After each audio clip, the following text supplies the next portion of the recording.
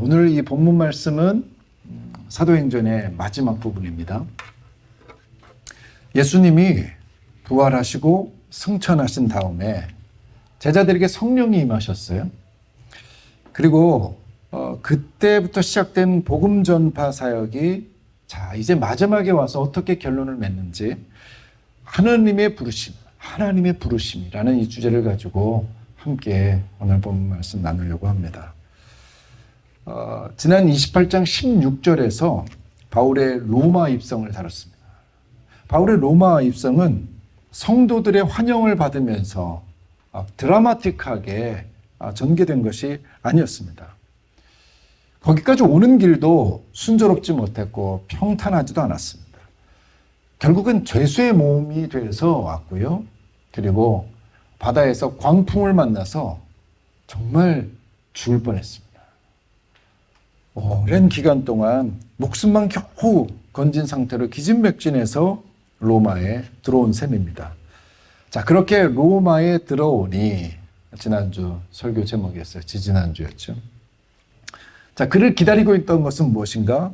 자기를 지키어야만 하는 한 군인, 그리고 착고에 매여서 살아야 되는 이 가택연금 상태에 놓여 있었습니다. 그런 삶이 기다리고 있었죠. 바울이 이런 상태에서 어떻게 했는지 그것을 우리 17절부터 보는 겁니다. 17절 말씀인데요. 처음 부분을 제가 읽어보겠습니다. 사흘 후에 바울이 유대인 중 높은 사람들을 청하여 그들이 모인 후에 이르되 여러분 형제들아. 사흘 후에 죽을 고생 다 하고 그리고 로마에 들어온 지 이제 겨우 3일이 지났는데 바울은 다시 유대인들을 초청해서 자기 집에 오라고 그렇게 모인 겁니다. 복음을 전하려고 하는 거예요. 그러니까 요즘 말로 하면 헐 하는 거예요. 헐. 요즘 영어를 그렇게 번역하면 crazy라고 그러더래요. crazy. 정상이 아닌 거예요. 이게 어떻게 좀 가능한가? 바울이라는 사람 도대체 어떤 인물인가? 저는 이 구절을 묵상하면서 바울이야말로 정말 머릿속에 복음밖에 없는 사람이구나. 예수님으로 가득 찬 사람이구나. 이렇게 결론을 내릴 수밖에 없더라고요. 그래서 23절의 말씀이 그것을 확인해 시켜주죠. 도대체 뭐 하는가? 그 속에 뭐가 들어있는가? 23절 말씀 같이 한번 읽어볼까요? 시작. 그들이 날짜를 정하고 그가 유숙하는 집에 많이 오니 바울이 아침부터 저녁까지 강론하여 하나님의 나라를 증언하고 모세의 율법과 선지자의 말을 가지고 예수에 대하여 권하더라. 바울이 아침부터 저녁까지 뭘 했답니다. 무엇을 했는가? 결국은 하나님의 나라를 전파하는 거예요. 그리고 구약의 여러 선지자들 다 종합해가지고 예수님에 대해서 권했다라는 거예요. 이것이 사도행전 마지막 구절의 31절에서도 다시 한번 반복되고 확인되죠. 31절도 또 읽겠습니다. 31절. 이 마지막 말씀이 너무 귀한 것 같아요. 31절 같이 읽겠습니다. 시작. 하나님의 나라를 전파하며 주 예수 그리스도에 관한 모든 것을 담대하게 거침없이 가르치더라. 아멘. 사도행전이 지금 이렇게 끝나는데 마찬가지 여기서 지금 사도행전의 핵심 메시지가 다시 한번 강조되고 있는 거예요. 뭐라고요? 하나님의 나라와 예수 그리스도. 하나님의 나라와 예수 그리스도가 중심 주제이고요. 근데 그건 주제고요. 어떤 행동이냐고요? 하나님의 나라를 전파하는 거예요. 예수 그리스도를 전파하는 것이에요. 여러분, 이게 사도행전에 쓰여진 목적이에요. 바울이 일대기를 쭉 본 것 같고요. 예루살렘부터 시작된 교회, 안디옥 교회, 이게 다 보인 것 같은데, 여러분, 그 교회가 주제가 아니라, 여러분, 바울의 삶이 주제가 아니라, 제자 양육이 주제가 아니라 전파되는 거예요. 하나님의 나라와 예수 그리스도가 전파되는 게 주제예요. 바울은 이 목적이 자기 삶이 된 거예요. 이 목적에 바울은 자신의 삶을 드린 거예요. 우리 삶의 목적이 무엇인가를 사실은 사도행전이 우리에게 지금 알려주고 있는 거예요. 왜 사냐라는 문제에 대해서 사도행전이 이렇게 살라고 알려준 거예요. 결국 사도행전이 다루는 주제는 전도와 선교예요. 이게 하나님의 부르심이 갖는 첫 번째 의미예요.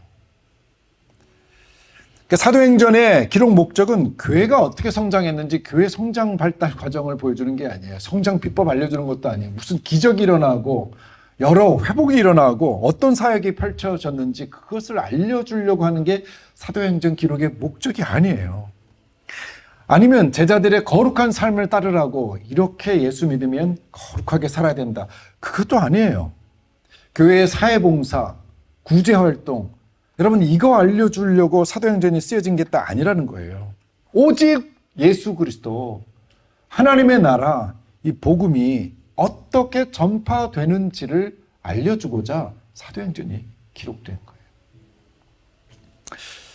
그러므로 만약 우리들의 삶도 만약에 성경에 기록이 된다면 무엇이 기록되겠는가? 저 동방 땅에 아니면 이 두바이 땅에 여기 와서 예배 드렸더라. 그러면 이걸로 우리 기록되지 않아요. 여기서 제자 양육 많이 했다. 가정사역을 일으켰다. 각종 봉사하고 서로 교제하고 구제했다.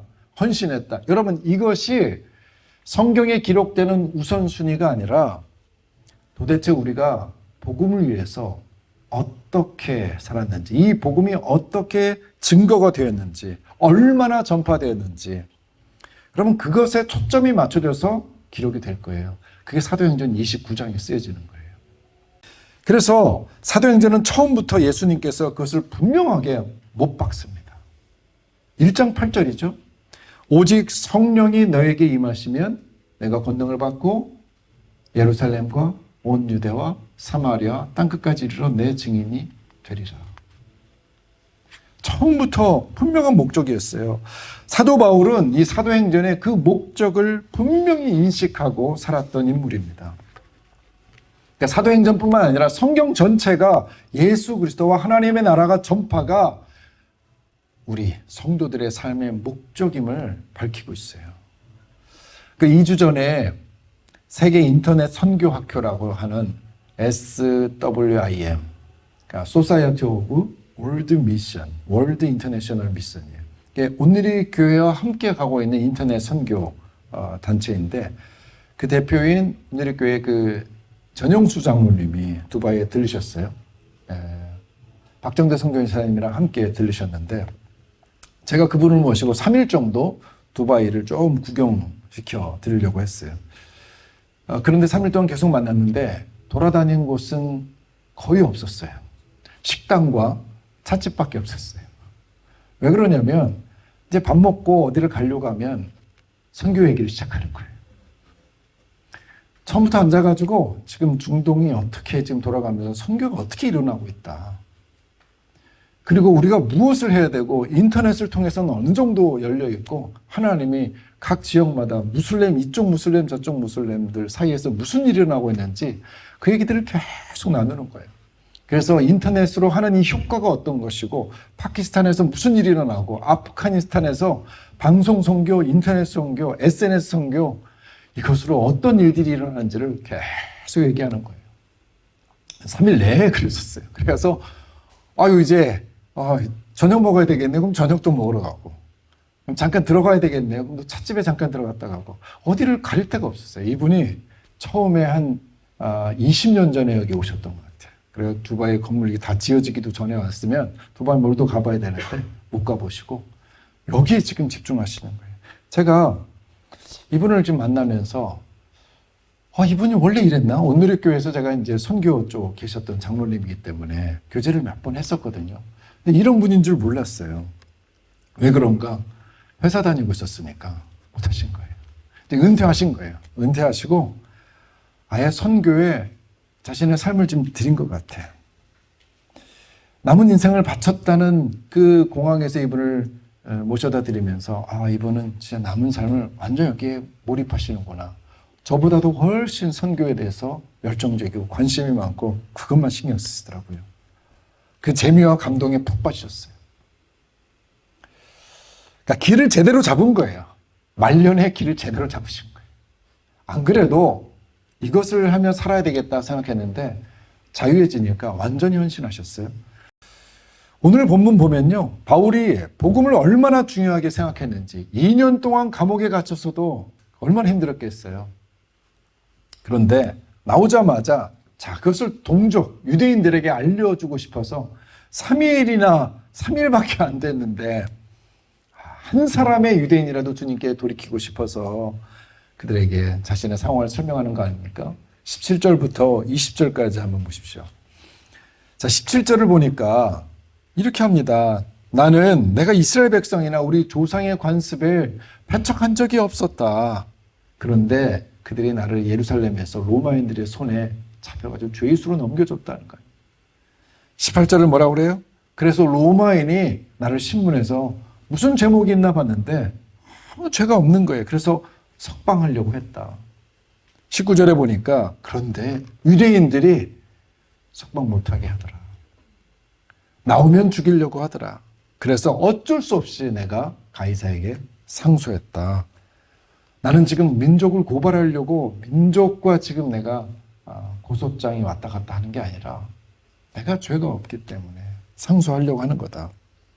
그래서 너희를 보고 자, 내가 함께 이야기하려고 청했다. 그러면 내가 이게 아무 죄가 없다는 것에 대한 얘기를 할 것이냐? 그게 아니다 라는 거예요.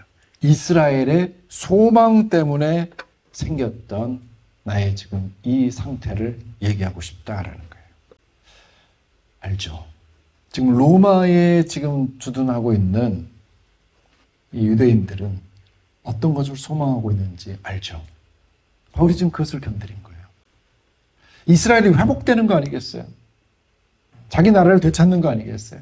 메시아가 와서 일을 하는 거 아니겠어요? 예전부터 기록된 이스라엘의 소망, 이게 26장에 나타났잖아요. 아그리빠 왕에게 소망에 대해서 얘기하다가 내가 이렇게 잡혔다고 얘기하잖아요. 그걸 또 얘기하는 거예요. 그 때문에 자신이 박해를 당하더라. 신문을 당하더라. 왜냐하면 이 땅의 소망하고 다른 소망을 얘기하니까. 다시 말하면 복음을 전하면요, 그 대가가 있는데 그것이 고난이에요. 아픔이에요. 박해더라라는 거예요. 여러분, 복음은 깨달음에만 머무는 게 아니에요. 우리의 신앙은 깨닫는 것에 멈추지 않아요. 예수님이 정말 하나님의 아들이구나. 이걸 알았어요. 그 주님이 내 죄를 위해서 십자가에서 돌아가셨구나. 여러분, 그걸 깨달아서 그걸 아는 게 신앙이 아니에요. 여러분, 왜 그러냐면 이런 지식은 마귀가 더 잘 알아요. 마귀가 2000년 동안 지금 예수님의 그 행적들이랑 다 보고 우리 가운데 일하고 있어요. 여러분, 이 지식이 신앙이 아니에요. 신앙과 믿음은 반드시 삶에서 드러나게 돼 있어요. 머릿속에 알고만 있는 것으로 우리는 신앙생활을 하는 게 아니란 말이에요. 그런데 대부분 내가 구원의 도리를 아는 것으로 내가 그리스도인이 됐다고 생각해요. 그리스도인은 그리스도께 속한 사람이에요.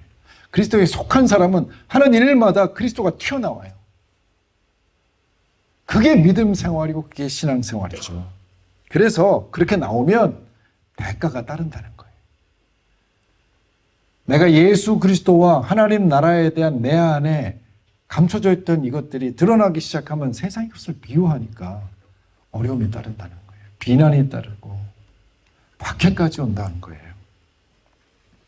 왜냐하면 이 지식으로만 있으면 마귀가 안 건드려요. 근데 이 지식대로 살려고 하면, 이 지식을 전하려고 하면, 이 지식과 이 믿음대로 순종하려고 하면 그때 마귀가 움직이기 시작하는 거예요. 왜? 이 믿음대로 살지 못하도록. 이 믿음을 포기하도록, 이 믿음이 전파되지 못하도록, 그냥 우리 지식으로 머물 수 있도록 마귀가 공격하는 거예요. 포기하라고. 그래서 그들이 우리를 고난 속에, 우리를 박해 속에 집어넣죠. 그래, 예수 믿으니까 잘 살지? 못 살거든요. 힘들거든요. 그래서 신앙 포기하게 만드는 거예요. 그러니까 우리는 늘 영적 전쟁을 하고 있는 상태란 말이죠. 그토록 아름다운 하나님의 나라와 복음을 전했는데 바울에게 돌아온 것은요, 죄수라는 거예요. 멸시와 천대예요. 나중에는 목배임을 받아서 죽죠. 그런데 우리가 좀 전에 찬양했던 대로 하나님이 우리를 부르실 때는 우리를 통한 그분의 또 다른 계획이 있다는 거예요. 그러니까 부르심에는, 하나님의 부르심에는 반드시 거기에 대한 대가가 있어요. 부르심은 그냥 깨달음이 아니라 하나님 날 부르셨구나 끝나는 게 아니라 그 부르심에는 반드시 그에 상응하는 삶이 있고 거기에 따른 대가 지불이 있다는 거예요. 하나님은 우리를 향한 놀라운 계획을 가지고 계세요. 그게 부르심 때부터 있었던 거예요. 엊그저께 아내가 영상 하나를 보내줬어요.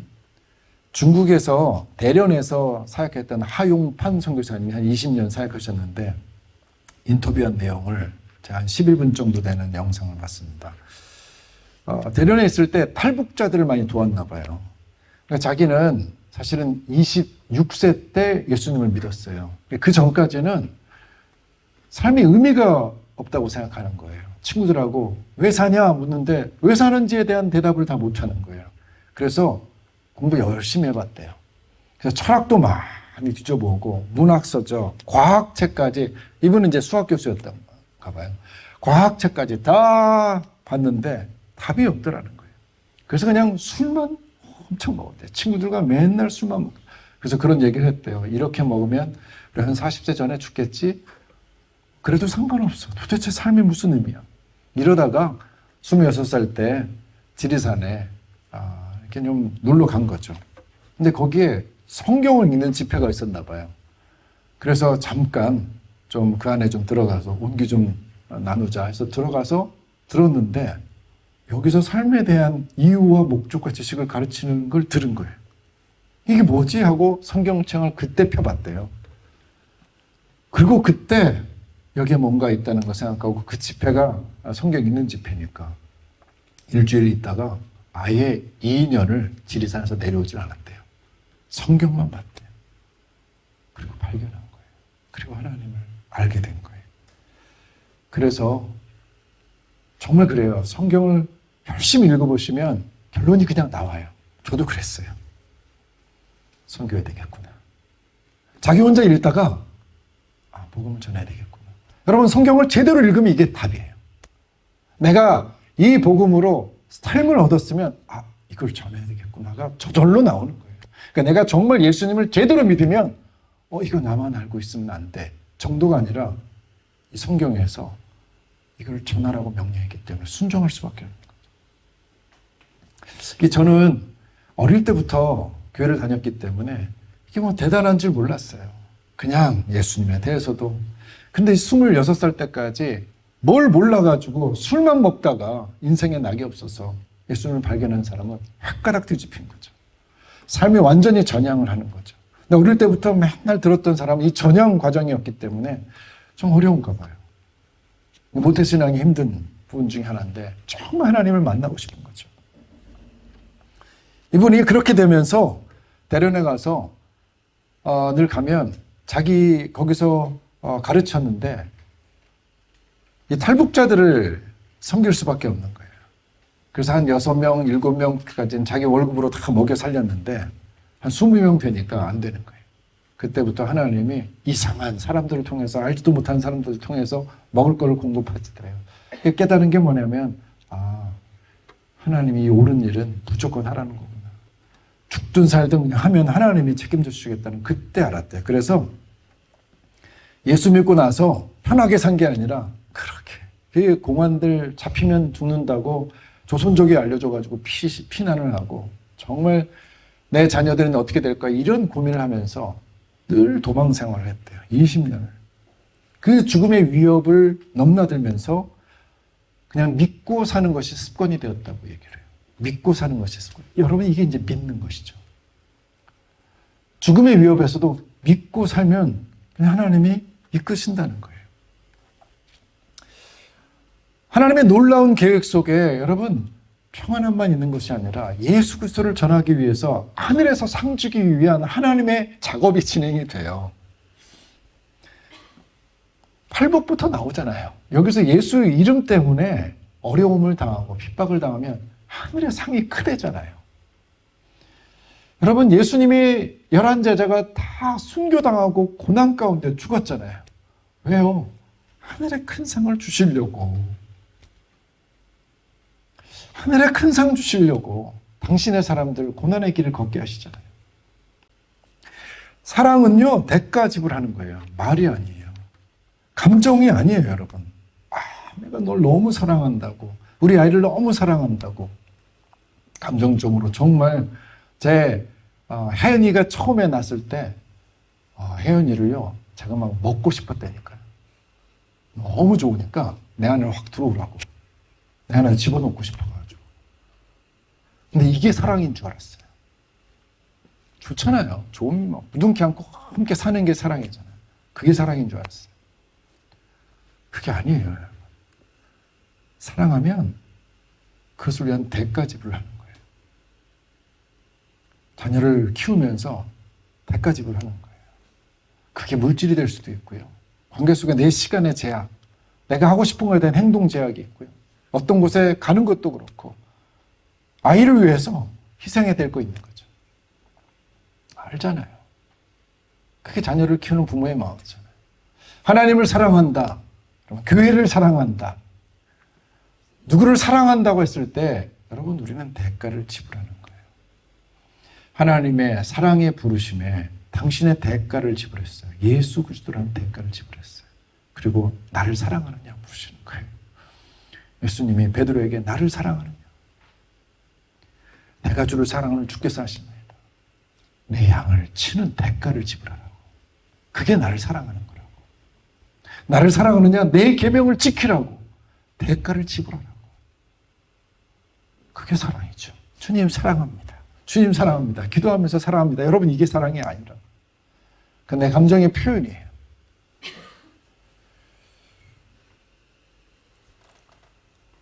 요즘 선진국들의 관심이 뭐냐면 평안이에요. 자유예요. 이익이에요. 더 누리는 거예요. 이게 우리도 이제 선진국이 됐으니까 우리들의 관심도 이런 거냐라는 거예요. SNS가 우리를 얼마나 망가뜨린지 몰라요. 아이들을 정말 망가뜨려요. 얼마든지 행복할 수 있는 아이를 다 비교 선상에 놓이게 해서 얼마나 많은 사람들이 SNS를 통해서 우리 청소년 아이들이 자살을 선택하고 비참해지는지 몰라요. 여러분, 이게 이런 관심이 주를 향한 사랑으로, 타인의 행복을 목표로 해서 내 거를 좀 손해보는 것으로 그렇게 우리가 바뀔 수 있다면, 그러니까 더 많은 유익과 더 많은 이익을 얻는 것이 아니라 내 이로움을 포기하는 것에 대한 생각. 저도 늘 얘기하잖아요.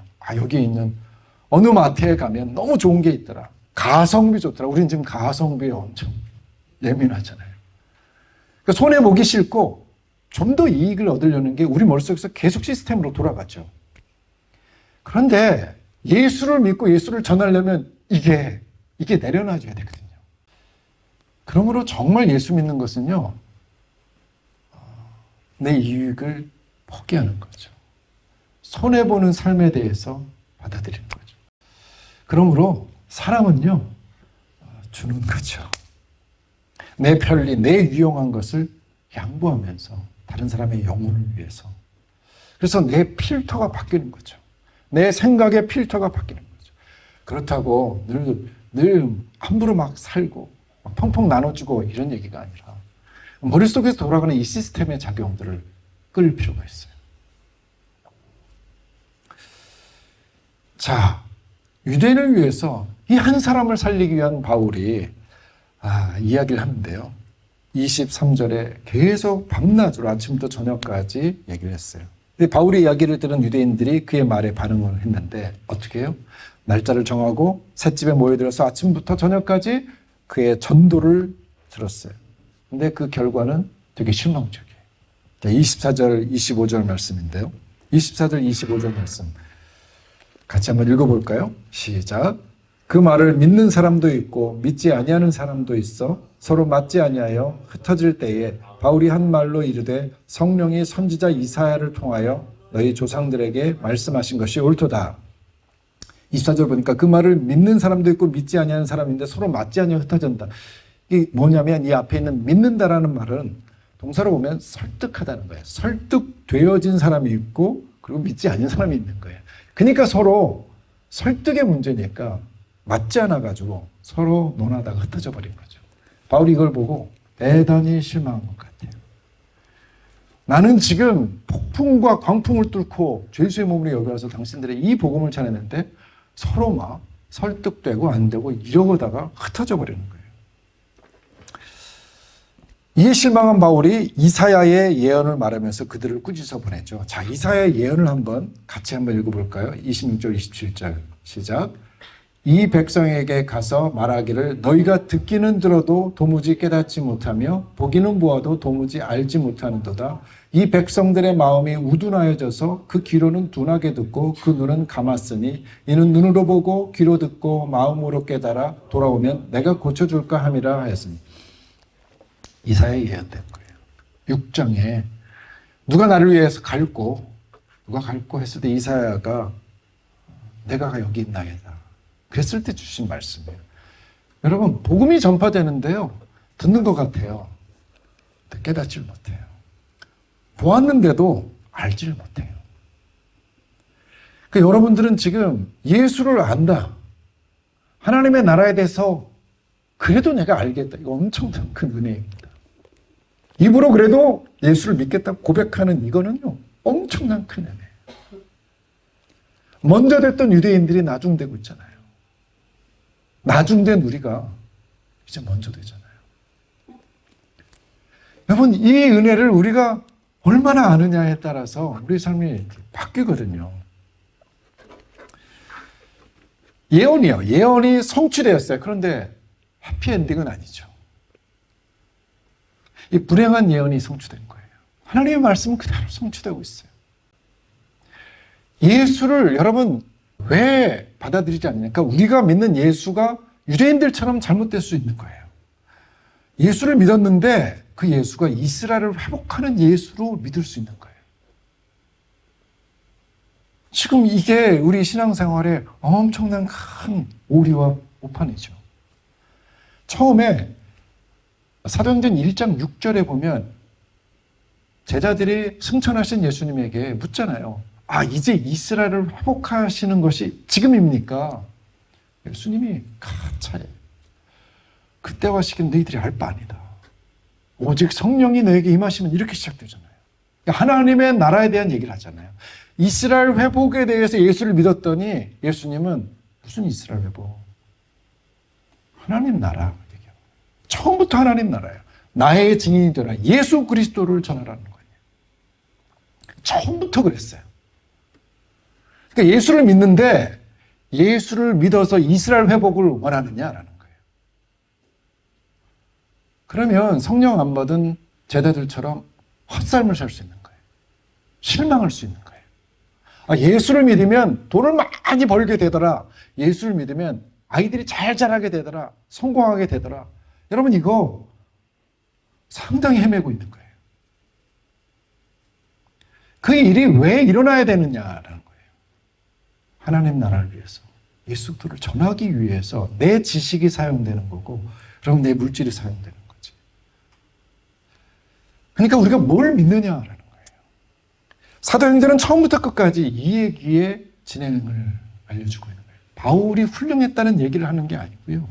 교회가 엄청난 성공을 했다는 얘기가 아니라 복음이 어떻게 전파되고 있느냐라는 얘기예요. 그래서 마지막에 뭐라고 끝납니까? 30절, 31절인데 그럼 우리가 읽었어요. 30절, 31절 시작. 바울이 온 이태를 자기 셋집에 머물면서 자기에게 오는 사람을 다 영접하고 하나님의 나라를 전파하며 주 예수 그리스도에 관한 모든 것을 담대하게 거침없이 가르치더라. 여러분 이게 도대체 무슨 말인가? 마지막에 바울이 소망했던 건 뭐냐면 네로 황제가 변화되는 거예요. 가이사에게 지금 항소하는 거는 네로 황제에게 복음을 전해가지고 이 사람이 예수 믿기를 원한 거예요. 이방인이라며. 유대인들은 지금 안 되면 이방인이 돼야 될 거예요. 그런데 네로 황제가 돌이켰다는 얘기가 없어요. 그러면 사도행전이 여러분 이 마지막에 얼마나 아름답게 끝나면 해피엔딩이면 좋겠는데 그런 거 없어요. 나중에 바울은 감옥 같은 2년의 시간을 셋집에 머물러 가지고 오는 사람만 받으면서 복음을 전하는 일로 사도행전이 끝나요. 여러분, 이스라엘 나라 회복된 것도 없고 바울이 축복받아 가지고 큰 목회한 것도 아니고 감옥 생활을 하다가 복음을 전하는 것으로 사도행전이 끝나요. 여러분, 이게 하나님의 나라예요. 가르치더라죠. 우리는 지금 가르치더라 끝나는데 헬라어 원문에는 거침없이가 끝이에요.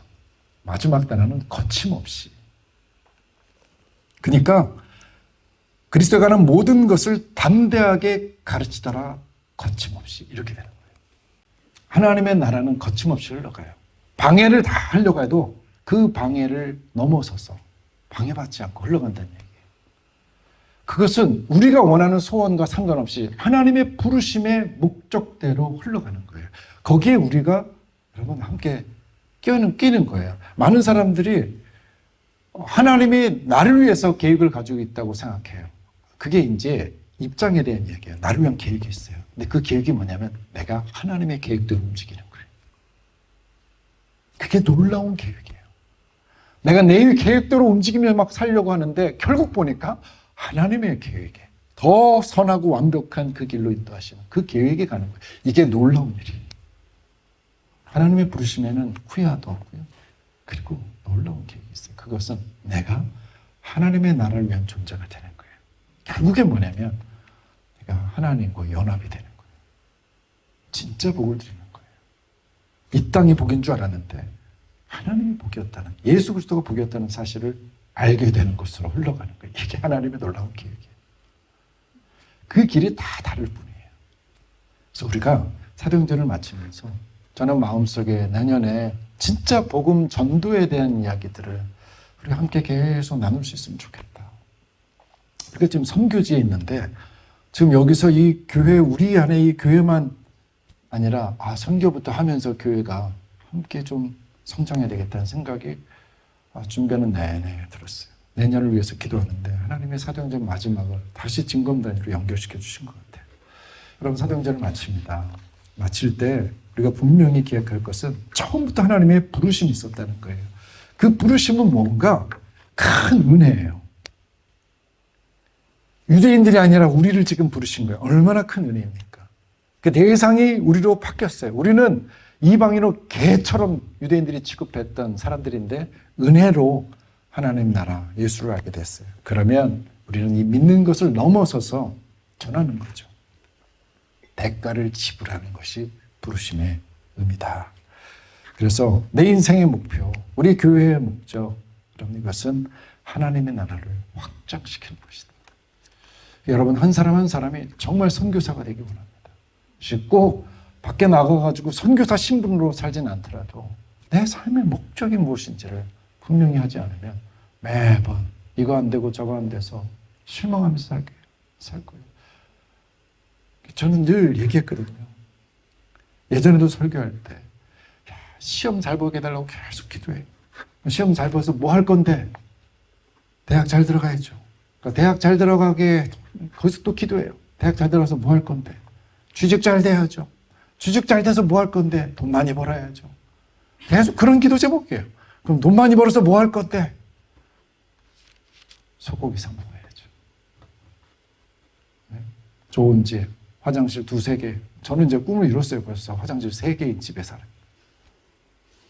네? 그래서 뭐 할 건데? 라는 거예요. 우리의 삶은요, 계속해서 자신의 이기적인 삶의 연장이에요.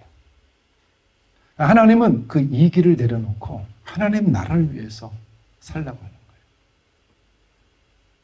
도킨스는 그런 거예요. 당신들이 사는 게 아니라 물질적인 유전자가 자기 유전자를 보존하려고 산다는 거예요. 바꾸세요. 하나님은요, 하나님의 나라를 위해서 우리 영이 살고 있다고 얘기해요. 그걸 전하려고 살고 있다는 거예요. 그것을 받아들이는 게 믿음이에요. 그러므로 우리의 믿음에는 반드시 거기에 따른 삶의 행동과 여러분 우리의 행위가 드러나고 대가 지불까지도 감수하게 된다. 사도행전 마칩니다. 여러분들에게 인생의 분명한 영적인 목표가 세워지고 예수 그리스도를 만나고 성령을 경험하면서 삶의 좌표가 완전히 달라지는 축복의 길을 축원합니다.